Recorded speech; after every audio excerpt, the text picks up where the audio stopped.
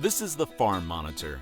For over 50 years, your source for agribusiness news and features from around the Southeast and across the country, focusing on one of the nation's top industries, agriculture. The Farm Monitor is produced by one of the largest general farm organizations, the Georgia Farm Bureau. Now here are your hosts, Ray DeLessio and Kenny Bergamy. All right, time to put down the phone, let out the recliner, and spend the next 30 minutes with yours truly. No Kenny this week, but he sends his regards and put me in charge of this, a weekly thing we call The Rundown. Coming up, UGA with yet another research tool at their disposal. This one, however, with the goal of maximizing irrigation efforts geared towards the residential sector. Also on the program, ever wonder why Georgia is the #1 state in the country for pecan production? Well, it's because of events like this one. John Holcomb breaks down the annual Pecan Growers Association Field Day and tells us what one expert had to say about this year's battle against SCAB disease. And then later, plums. They are delicious, and the Georgia climate is ideal for growing them. However, those plum trees can develop issues, including this ugly stuff. Extension specialist Paul Pugliese on exactly what this stuff is and how you can get rid of it. These stories and so much more start right now on the Farm Monitor. Well, landscaping is one of the largest industries in the country, accounting for more than $120 billion in revenue every year. And with that number set to grow, companies are looking for more efficient ways to water all those lawns. Damon Jones tells you about a new project, courtesy of UGA Griffin, that was launched for that very reason. While this might be the scene that comes to mind when talking about irrigation, this is actually the most irrigated crop in the country. And with that in mind, the University of Georgia recently opened a new demonstration site dedicated to maximizing water efficiency in urban settings. We want to show them the latest technology, the differences between the different irrigation systems and parts from different manufacturers. So that's the idea. Provide educational programs to the industry to manage and try to protect the water resource. There are a number of factors to consider when choosing the right system for your lawn, which is why this site has such a variety of them on display. What is the capacity? What are the different manufacturers that are available to you? And what will be most accessible, cheaper, and adequate for your setup? We have systems that are for turf. We have for ornamentals, for trees, and it can be drip, microspray, fixed sprays, overhead, you name it. With more than a third of outdoor water use dedicated to landscapes and the increasing number of residential areas, having systems running at peak efficiency is beneficial both economically and ecologically. It is important because it is increased, the population in the world is increasing, the construction sector is increasing. By the construction, building more houses, we need more plants, more grass. If that is increasing, we need more water. We are kind of seeing there is a lot of irrigation systems that are faulty. They're not performing the way that it is. And our goal with this type of program is to develop efficiency in the use of water in urban areas. That's why the Center for Urban Agriculture has worked so hard over the past few years in order to launch this project. And while it might still be in its infant stage, there are big plans for the future. The long-term goal is to become a tool to make the people aware that the water is our precious resource and we need to protect it. And then we don't have to compromise. We don't have to compromise having a nice, beautiful lawn in our houses. All we have to do is manage and learn the implication of overwatering and not watering enough. We want to grow this project to bring more manufacturers and more companies. And why not? Maybe we can just replicate this same project in the coastal areas in Georgia or northern Georgia or other parts of the states where people don't have to travel to Griffin from Savannah or Valdosta. Reporting from Spalding County, I'm Damon Jones for the Farm Monitor. All right, Damon, thank you so much. Well, as we speak, pecan producers are getting ready to shake, rattle, and roll in an effort to have the harvest done, wrapped, and out of the way by Christmas. That's why events you're about to see are so important as growers receive tips on how to prevent disease as well as increase yield. With more on what all was discussed, here's John Holcomb. In South Georgia, at the University of Georgia's Ponder Farm, pecan producers recently gathered for their annual Fall Field Day, a day that allows producers from around the state the chance to fellowship, see the latest research, and hear from industry experts, something that's vital to the industry and its success.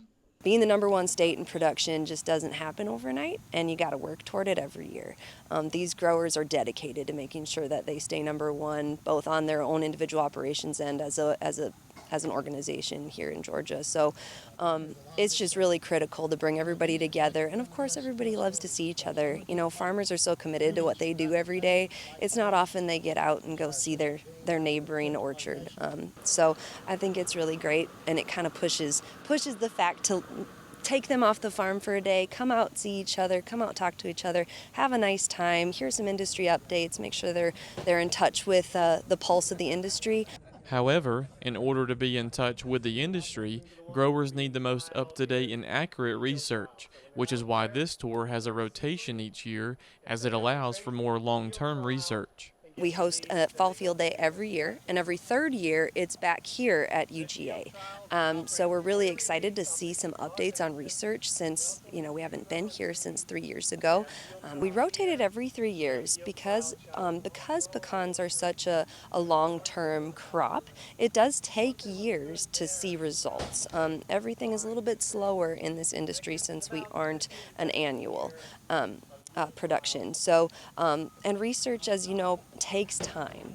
While there, attendees also got to hear crop updates from University of Georgia pecan specialist Lenny Wells, who spoke to the growing season and the challenges it presented, like cloudy weather, something that can really hinder a crop. That kernel filling process is a very energy demanding process, and with plants that means they need water and sunlight to make that energy. So if one of those is not in place, you get quality problems. We can control the water to some extent, we can't control the sunlight. According to Wells, this season also had a lot of disease pressure due to wet weather. However, he says growers seem to have kept it under control and believes we're set up for a decent crop. We had a lot of disease pressure this year with all the rain throughout the summer. Anytime you have that, you have a lot of SCAB pressure for pecans. But mostly from what I've seen, considering all the pressure that we've had with the rainfall, growers have done a really good job of managing SCAB, and we seem to have a good crop out there. I don't know if it'll be as big as it was a couple of years ago. You know, the projections right now are for us to have around 135 million pounds. I think we should see that. You know, may possibly be even a little above that, but it's going to be a good crop. It's looking like if we don't have any storms or anything like that come through. Reporting in Tai for the Farm Monitor, I'm John Holcomb. After the break, chicken, tater salad, and candied Georgia peanuts. Is that comfort food or what? Marcia and I share some incredible recipes and the steps you should take to get that perfect glaze on your chicken every time. Stay tuned.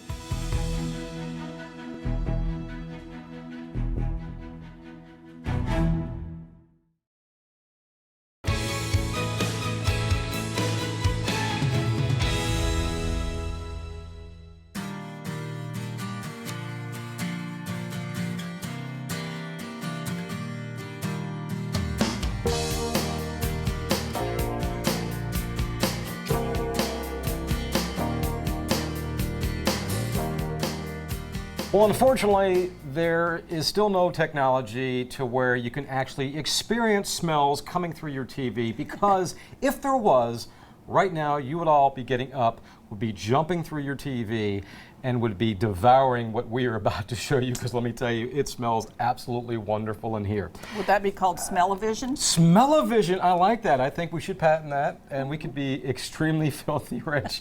Hey, welcome to another Meals from the Field. As always, I am joined by the one, the only, the great, the legendary Marcia Crowley. Please. Who may have just made us a lot of money if we can come up with this technology. Good to see you again. Thank you. Good to see you too. Last month, of course, we were at the University of Georgia. at Sanford Stadium. It's a We little had a cooler blast today. Yes, a lot cooler today. And again, thank you everybody out there at UGA for having us last month. Oh yeah, that was great. That was a lot of fun. We're about to have a lot of fun here, and the recipes that you got, good healthy recipes. We've got some chicken in there. We've got some Georgia peanuts. We've got some potato salad. Take it away. The stage is yours. I cannot believe we've never done a potato salad. Well, we're about to. We're about to. All right, this is 2 pounds of cooked red potatoes. I think they make better potato salad. And this is kind of a little secret ingredient. This is 3 tablespoons of pickle juice that you put over the warm potatoes. Not a secret anymore. Not anymore. And what that does is it just absorbs the flavor. Okay, so we'll let those sit a minute. Then we're going to do, we're going to add the 1/2 cup of chopped onion. And I happen to like the red onion because of the color. 1/2 cup of chopped celery. Mix those up a little bit. And then 1/4 cup of sweet relish. You could use the not sweet if you wanted, but I just happen to like this one. Could you use mean relish as opposed to sweet relish? You could use mean relish, Okay. yeah. Bad joke, I know. I know, bad. All right, this is 1/2 cup of mayonnaise, 2 teaspoons of Dijon mustard, and 1/4 cup of buttermilk, which is also a little bit different for a potato salad. And you could add some sugar to this if you don't think it's sweet enough, but you don't really need to unless you really like sweet potato salad. All right, you're going to pour that over the potatoes and the vegetables.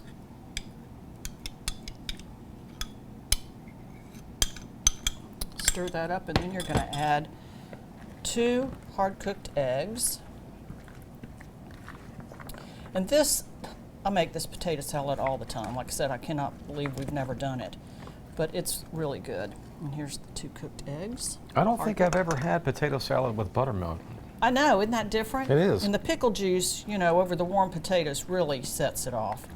And there is your potato salad. Of course, refrigerate until you're ready to eat. Yeah, you don't want anybody getting sick. So. This is, you just use bone-in, skin-on chicken thighs. You could use breast. Personally, I think if the bone's in the chicken and the skin's on, it's much more flavorful. Okay. It's not quite as, it doesn't dry out as much. So I've cooked this chicken with olive oil. I've given it a 15-minute head start, okay? The barbecue sauce is 1.5 cups of your favorite barbecue sauce. This seems to be a little more on the vinegary side. You're going to add to that, that's warm, 1/4 cup of peach preserves. So the type of barbecue sauce you choose is going to make a huge difference in the way, you know what I'm trying to say. All right, now the secret in this is you're going to brush the chicken on all sides with the barbecue sauce. You're going to roast it for 7 minutes at 400. You're going to bring it out of the oven, brush it with more barbecue sauce, flip it over, brush it with more barbecue sauce, put it back in the oven for 7 minutes. So you're going to do that 3 times. Okay. Okay. Then you're going to turn the oven up to 425 and put it in there again. If there's any remaining sauce, put that on there. It kind of makes it not crispy, but caramelizes a little bit. This is so good. 3 times in and out, and keep brushing, and then turn it up. So if you were grilling this, I mean, when you grill, don't you flip and brush? Absolutely. Yeah, so that's the key. All right, this is what's so good to me. These are peanut butter candy bars. Yum. So I've got in this pan 1.5 cups of salted Georgia peanuts. Okay, we're gonna, this is... They have peanuts here in Georgia? Somebody told me that. I have to look into that. This is 2 tablespoons of butter and 2 cups of peanut butter chips that I've already melted. Okay. And the peanut butter chips are obviously with the chocolate chips. 2 cups of marshmallows, mini marshmallows. Mixed all that, oops, somebody escaped. Mix all that up. Add to that a can of sweetened condensed milk. I mean, how do you go wrong? You can't. You can't go wrong. So if you're affected by sugar, you probably don't want to try this particular recipe. Is that why I'm bouncing off the walls right now? Probably. Because I did sneak a bar in before we started filming, so. All right, you're going to pour, let me see if I can mix this up a little better. You're going to pour this on top of those peanuts. And the only cooking in this recipe is heating up the peanut butter chips. And you just spread all that out? Spread all this out. Then you're going to put the other 1.5 cups of peanuts on top. Okay. Yeah, so it calls for a total of 3 cups of peanuts. Put this on top. I thought we were going to start mixing the whole thing together, Nope. but yeah, it's layered. Right, and then you're going to let this cool completely. You could put it in the fridge. You're going to cut it into little bars, if you will. And they are a hit, let me tell you. They are They're very so good. Like I said, And I had that's one it. myself, and there you see the finished product with that. The chewy goodness, as I like to say. And of course, folks, you can make all these recipes in the comforts of your own home by logging on to farm-monitor.com. The list just continues to grow and grow. I have lost count. We try to keep everything in order as best as possible. Again, farm-monitor.com. Go on to the recipe section, click there. Everything is there for you. Anything that you need for tailgates, for dinner guests, picnics, you know. anything. So just some great stuff. As always, Marcia, thank you so Ray. much. Thank you, and we will see you next month.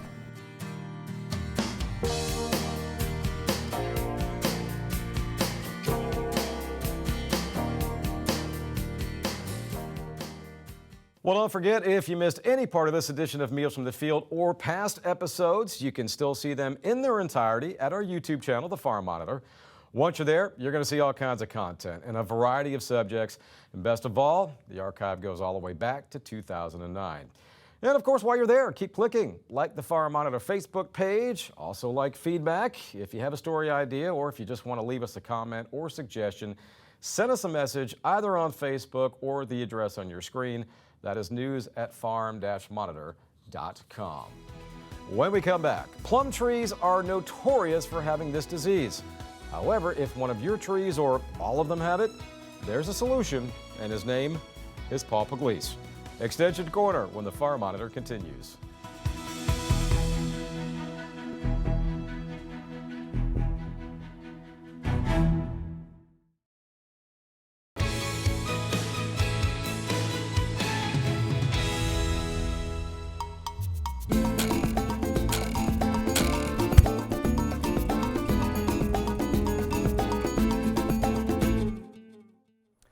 Hi, Paul Pugliese here with the University of Georgia Extension. Today we're looking at a plum tree. And plums grow fairly well here in Georgia, but unfortunately they do get one particular problem that can be an issue if you let it go too long. In this particular case, this plum tree has what we call a canker disease. And if you look deep inside the branches here, there's actually cankers on several branches all the way throughout the canopy of this tree. And I pulled one out here so you can kind of get an idea of what that looks like without the leaves on it. These cankers are what we call black knot disease, which is actually a fungus that infects the branches and will girdle the stems, and eventually it will kill that branch if you let it go too long. This particular fungal disease is very common on plums, cherries, even peaches sometimes get it. So basically anything that's in the stone fruit family can get this particular disease issue.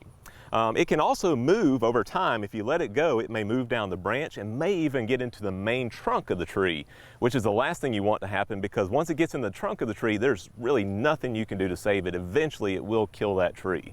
So this is something that you want to stay on top of and try to catch it early, and always be on the lookout for this particular disease. This particular fungus is actually very common in Georgia because we have wild plum trees called the American plum that grow all over Georgia out in the woods. So you can probably just walk, a few hundred yards out in the woods and you'd find an American plum or even a wild cherry out in the woods here. Again, they're native trees and they carry this disease. They get it all the time, and those spores are easily carried from the wild trees into your home orchard, and that's where your trees get infected. So this is something that, again, there's not a whole lot you can do to avoid it. Sooner or later, especially if you're growing plum trees in your backyard, you're going to get this. It's going to show up on your trees at some point. So you got to be aware of this and try to catch it early.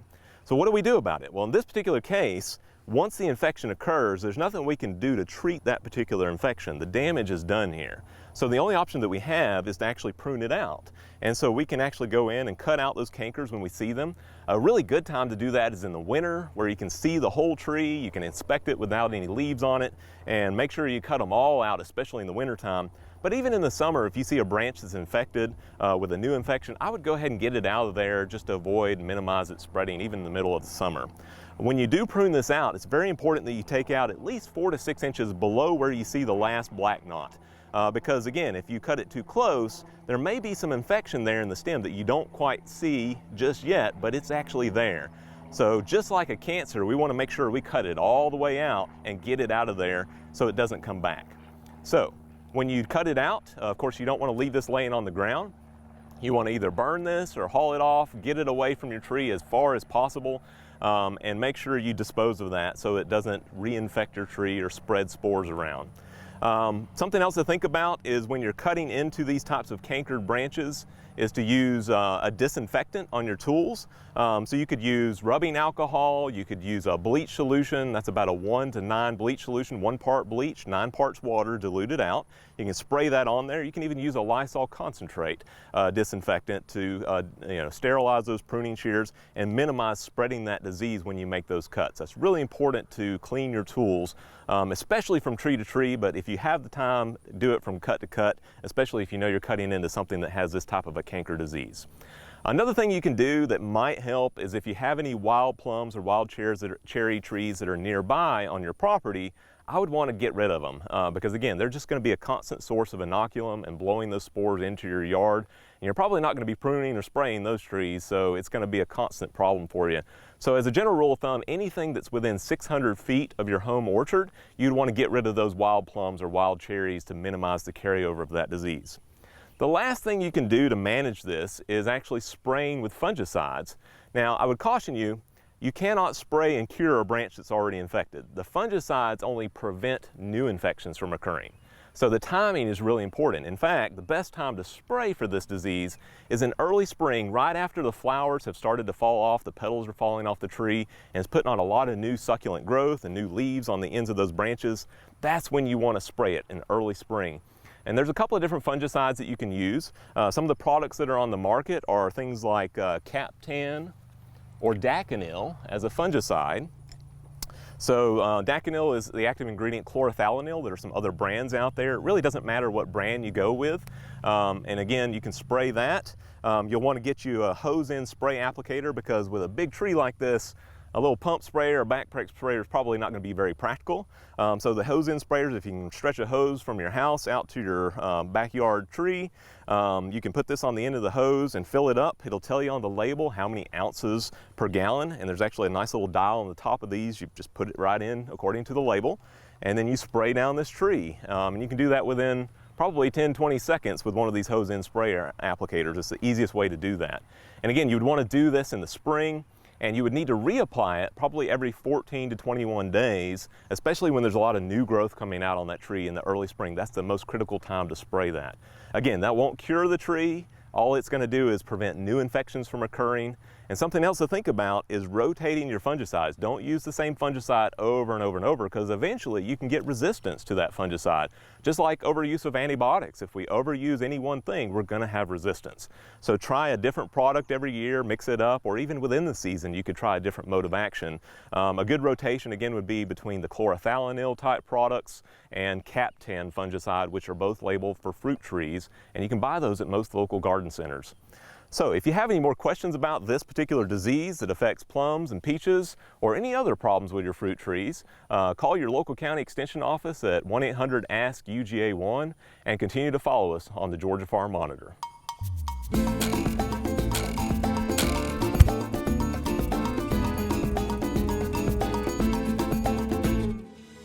Very good info, Paul. Thanks so much. And thank you for making this show possible. Take care, everybody. We'll see you next time right here on the Farm Monitor. Stay safe. Have a great week.